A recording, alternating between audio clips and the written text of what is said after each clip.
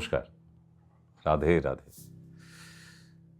ছোট একটা টপিক মাথায় এলো।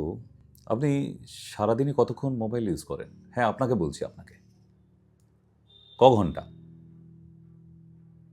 হিসাব নেই তো? আচ্ছা, আপনি কি জানেন যে যন্ত্রটা ব্যবহার করছেন সেই যন্ত্রটার উপকারিতা কি, অপকারিতা কি? যেমন সিগারেট পান করলে আমরা জানি যে হ্যাঁ, লাংসে ক্ষতি হয়,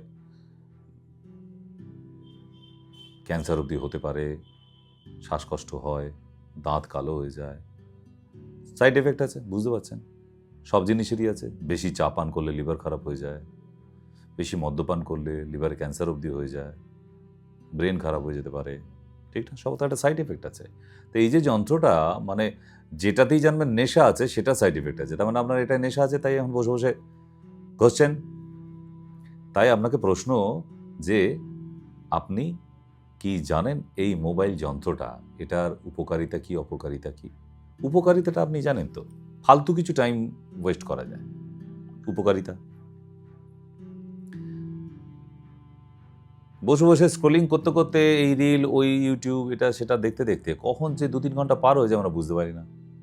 3, বাড়িতে লোকজন থাকুক আর না থাকুক আপনি বেশ বিন্দাস থাকবেন।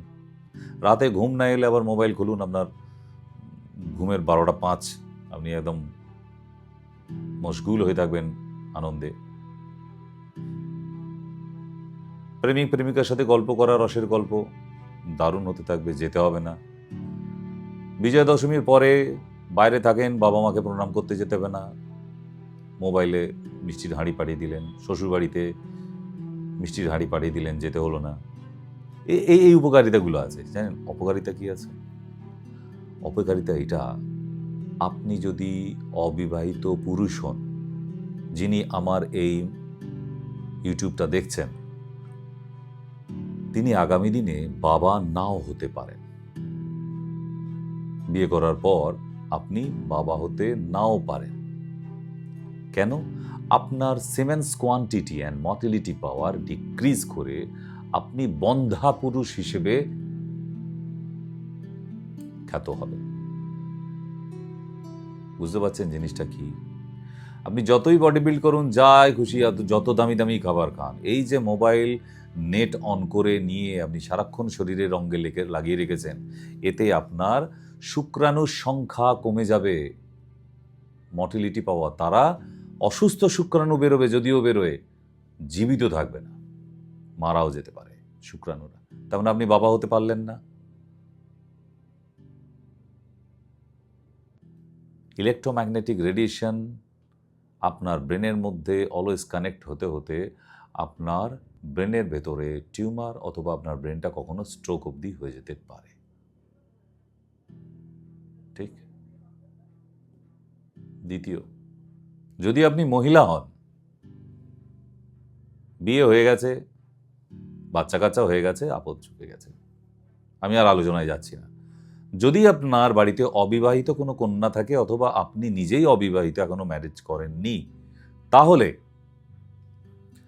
আপনি সন্তানের মা নাও হতে পারেন।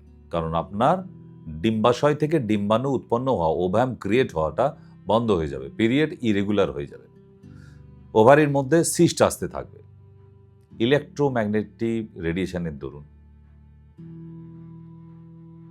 এবং রাতের ঘুম নষ্ট হয়ে যাবে।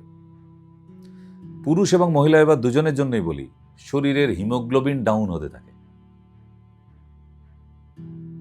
ব্লাড ক্যান্সার অবধি আসতে পারে।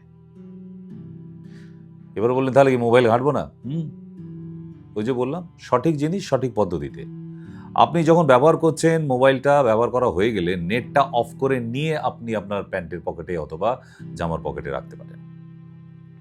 নেট চালু থাকা মানে ইলেকট্রোম্যাগনেটিক রেডিয়েশন আপনার শরীরের মধ্যে দিয়ে সার্কুলেশন হচ্ছে অলওয়েজ। যত না ব্লাড সার্কুলেশন হচ্ছে, তার থেকে বেশি ইলেকট্রোম্যাগনেটিক রেডিয়েশন, হিমোগ্লোবিন ডাউন হয়ে যাবে,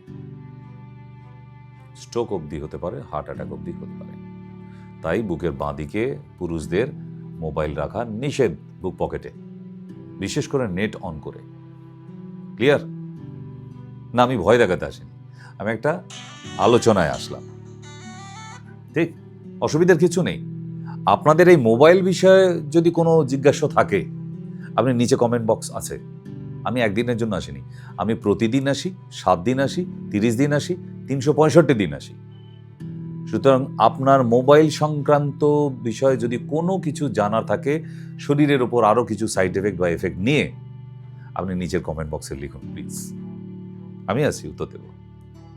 আমি ডক্টর সেন, আবার দেখা হবে আপনার সাথে। রাধে রাধে।